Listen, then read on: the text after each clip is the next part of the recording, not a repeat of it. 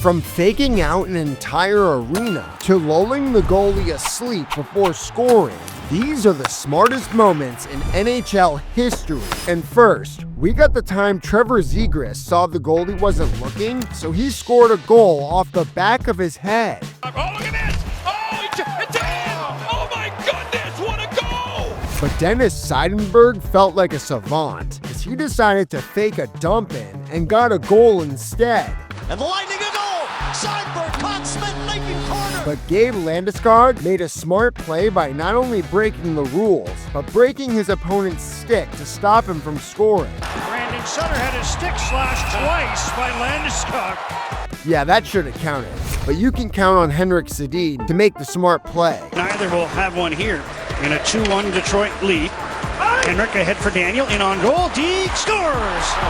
But if we're talking smart plays, we gotta mention Quinn Hughes, because he stopped a shot on goal by pushing his teammate into the defender with his stick. Oshie, straight to the puck by Miller. Now that's smart defense, and Sam Montembeault knows all about that, because he saved the shot on goal with his neck. Casper placed it behind the net.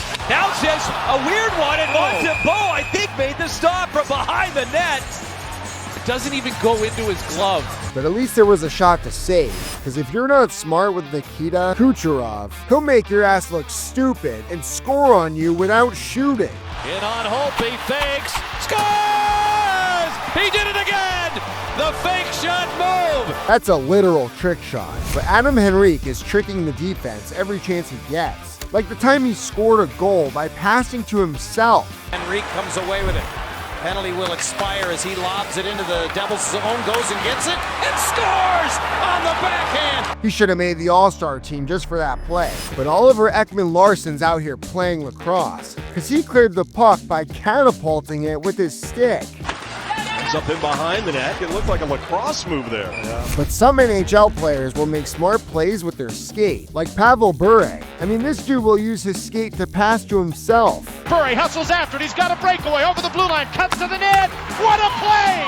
Bure scores! But the Ducks lost the hard way, because Ryan Kessler decided to end their chances at scoring by sitting on the puck. Shot deflected in front, that's blocked by Kessler. He's going to try and freeze it by sitting on the puck. And it might work. And now here we go, and things get testy. That's honestly genius. We gotta flip it over to Philip Forsberg, because he made a 1,000 IQ move during a penalty kill by flipping the puck to himself. The players around the league now. Look at this play by Forsberg. He flips it up in the air, catches it, brings it out the other side. But Kevin Bieksa pulled off a save only soccer players can do, because he stopped a goal with one kick. Kulikov couldn't get it for a rebound. Looked like maybe Rollback had put it home. That pregame soccer worked for Kevin. But some smart plays will make the other team look stupid, like the time Nikita Zadorov dodged two players trying to check him and almost knocked him out. Stepped to hit, got it in deep, look out, oh! Cassian Neal, Archibald, Fridley got to make an impact. I know that hurt. But what I don't know is if this next moment was smart or just lucky, because Andrei Vasilevsky made a save by catching the puck behind his back. To Kopitar, he'll walk it in, shoot, and it's knocked down right back to him. A save by Vasilevsky, and he keeps it out of the net, reaching behind him. He had it in his glove. That was unreal, just like Connor McDavid, because he knew he could score on his defender by outsmarting him and moving his stick out of the way. Theodore comes up with it. Connor McDavid stealing. Here he comes, the McDavid Express. He scores! You gotta love that. And I know the Penguins love their manager, because after Sidney Crosby broke his stick, the equipment manager set him up perfectly to score. Dumoulin, nice job. Crosby's stick, able to push it forward. Inside out, he tried to get the shot off. Jasper have a rebound. Crosby, he scores! And Jared McCann was setting up the Panthers to look dumb. Boy, there was a good rebound there for Galchenyuk. Shot first, and this is a turnover. Look at this play! Opportunity. It's McCann. How many times out of the air and on goal? Drieger able to make the save. Dude played the first ever literal game of air hockey for a second. But as crazy as that move is, it's nowhere near as smart as the type of goal Svechnikov pulled off. Svechnikov again in back of the goal. He stops in a dime. Lacrosse move. Scores! What a goal! Andrei Svechnikov! The level of control you need to get that in is already off the charts. But by keeping the stick under the bar, Svechnikov also somehow kept the score legal on purpose. I'm honestly shocked they didn't ban the move after that, because the NHL stopped fun moves for far less than tying a game, like the spinorama. In the corner and now along the half boards. Oh, beautiful wheel around move. The corner shoots and scores! Murray going in. Harvey trying to stop him. Murray!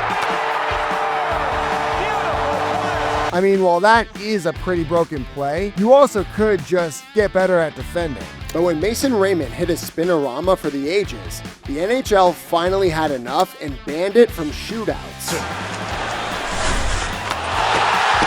Did he maintain forward progress? Debatable, but it doesn't take away from that being one of the smartest goals I've ever seen. But TJ Oshie took the smart goals to another level, and even though he's kind of known for elite situational awareness, during a playoff game against the Hurricanes, TJ blocked the defense off him with a 1,000 IQ move. And then watch Oshie with his leg. He creates separation, knocks the stick right out of Justin Williams' hands right there by getting his leg up and in the air. That is some inhuman multitasking, and also probably illegal. But when Jamie Benn was defending the net against Justin Hall, he had a moment where he was both the dumbest and smartest player on the ice, because everyone thought this move was illegal. Jamie Benn lifts the net and tried to put his stick underneath the net to poke away the puck from Justin Hall. I think I've seen that before. See, displacing the net from its pegs would have for sure drawn a penalty, but lifting it for defense, that's just innovation that excites. Just like Philip Forsberg's juggling act. See, most defensemen are only watching the blade on the ice, obviously. It's called ice hockey. So during a Preds Blues game, Forsberg took advantage of the defender's attention and literally flipped the game on its head. This guy has always had the knack for trying something that has never been done before. But as crazy as his POV must have been on that play, it's definitely not as wild as the save that Red O'Bara made. See, when the puck squeezes loose near the crease, most goalies would probably go with pads or their stick to stop it. But Bara did something straight out of a different sport. Johansson to Johnson. Oh, what a stop by Berra.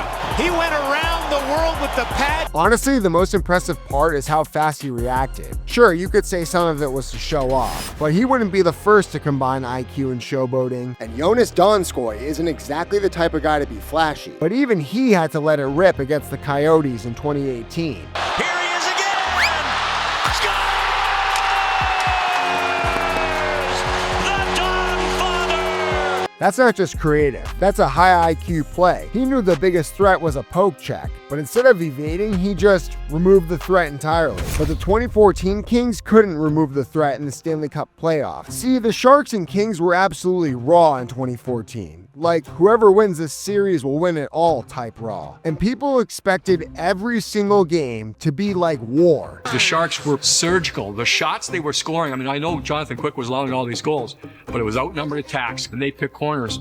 Part of it was them and part of it was us.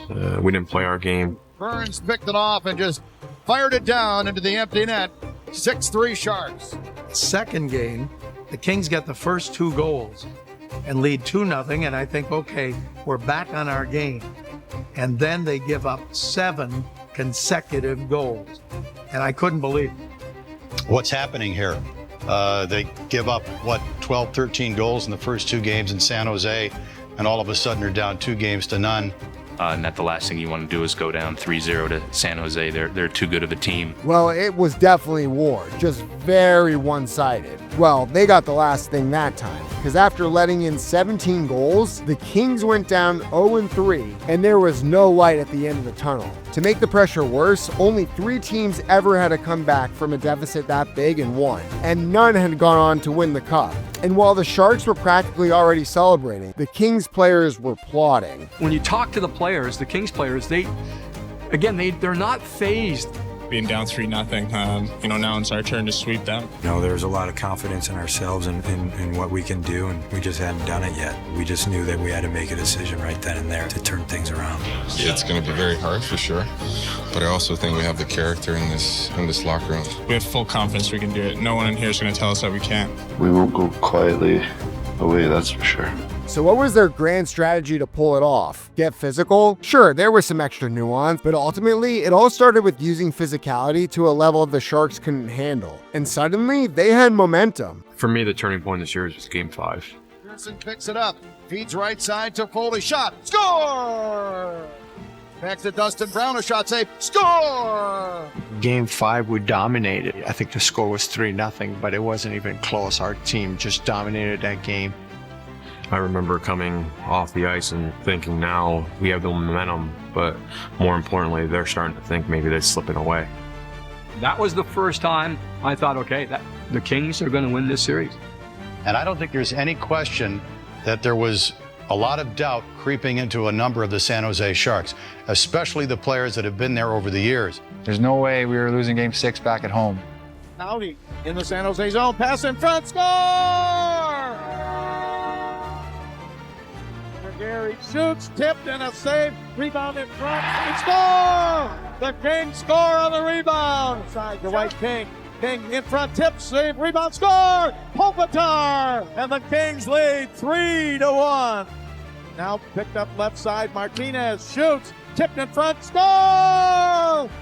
The Kings have stormed back from down 3-0 to tie at 3-3. And with Game 6 secured, the Kings had all the momentum they needed. After practically beating the Kings into submission, the Sharks realized the tables had turned, and for the first time in the series, they were the ones sweating. It's up here, it's mentally, you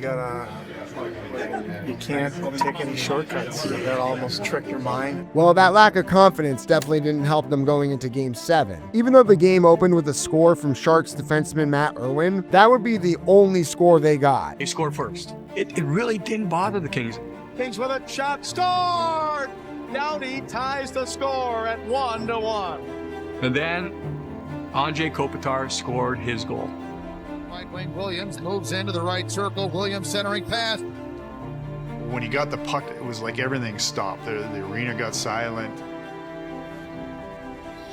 Deeks scores! Andrei Kopitar! That's what great players do. They slow things down and at circumstances when it shouldn't be. And he made it look so easy, and he puts it in the back of the net.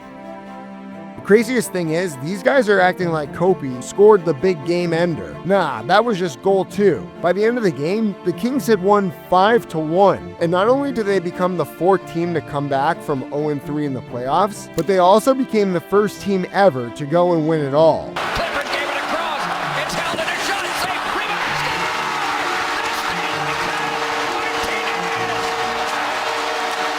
The funny thing is, there was no single thing that was genius in their comeback. It was the result of absolute brute force in every aspect of the game. But it's not always teams that have smart moments. Sometimes it's the entire NHL organization itself. See, before the 2015-16 season, there was a problem with overtime. Teams would play a cautious 4-on-4 and wait for a shootout instead of actually going for a win. Obviously, that isn't very exciting, and less excitement means less money. So how do you fix both? Make it 3-on-3 for more rushes, more chances to score, and more fan excitement. Enters the offensive zone as the Islanders try and get set up. Left off for John Tavares. Tavares tried to stick handle away around Couturier, couldn't do it. Lost an edge, and he got pushed from behind, got back to his feet, still with control of the puck as they try to hold on to him. Tavares pulls it with one hand back, sets up Bailey, saves, score! And man, did it work. As someone who grew up watching 4-on-4, let me tell you, this was an insanely smart move by the NHL. And across the board, people agreed. Overtime finally felt like real hockey again. But the smartest hockey moment ever all comes down to one player, Patrick Kane. Patrick Kane goes against Bobrovsky. Kane, he'll slow up. Stick handling, got it back. Oh! He's done it 8 times before. My goodness. No one can do shootouts like Kane does. I mean, he literally has the record for the most shootout goals. But how he does it is where his hockey IQ comes out. Because while most players will attack quickly, shoot quickly, and leave quickly, Patrick's strategy all comes down to an immense amount of patience. Because he does the exact opposite of everyone else. Skate slow, mess with the goalie's head, and then absolutely light him up. I don't think the game really meant much there, so I was just kind of messing around. Got the goalie to bite. This one, yeah, just kind of slow down, fake the backhand, both back and forehand. Flower almost had me on the poke check. Nice to beat him though. Okay, so we'll pause it real quick because Okay. it seems like you go fast and then you slow up. down. Is that something that you've always done? Yeah. Tried to do growing up? Yeah, not so much growing up. It was more like in practice. Once you're trying to find ways, different ways to score, kind of throw off the goalie, and started like really slowing down and try to, you know, stick handle a lot and see if I could throw the goalie off. And Fast hands? You got a nice little cross on the tape got here the cross going, yeah. Okay. Anything you can do to try and throw them off a little bit, you know? So you don't know what you're about to do? Have a couple things in mind. Usually I shoot like second or third, so I can watch the goalie on the first shootout and okay. see what Save the best for last. I get the advantage to see him once or twice before I go down. Hearing him explain it so simply probably makes you think you could do the same thing, until you see him go up against an average ESPN goalie. We're gonna go you against Nick the goalie. Okay. Best out of 7. We got the receipts here. You should be locking it down. What if I go 4 for 4? So go score 4. Okay. 4 for 4. All right, let's go. 0-0.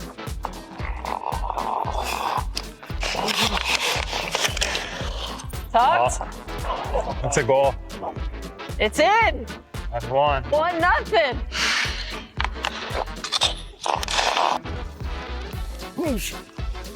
Oh, you got the paddle. You got the paddle for that. Yeah, I do have a big paddle.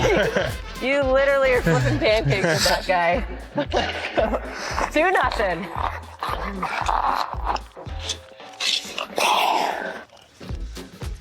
He's too patient for that. Should I let him say one? No. No. Not at all. 3-0.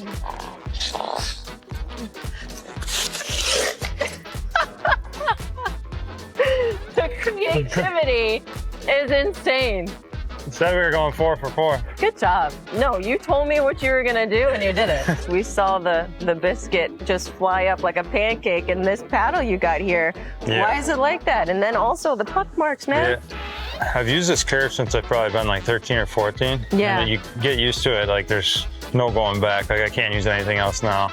And then the tape job, I started doing this in practice maybe 2 or 3 years ago. Thick taping. Yeah, thick tape and then just kind of like some X's just to mess around really. And then the goalie I was shooting on said it kind of threw him off a little bit. Like that? Yeah. Oh, okay. And then, a little smoke and mirrors. Yeah, and then like right after I scored like a bunch of goals. So I was like, I just gotta keep it. And now it's just kind of, I just kind of like it. 3 lines this way, 3 that way. All right, and with the Some paddle X's. you've had since you were a kid. Yeah. Bro, his stick handling skills are actually wizardry. With that level of hockey IQ, his actual IQ's gotta be off the charts.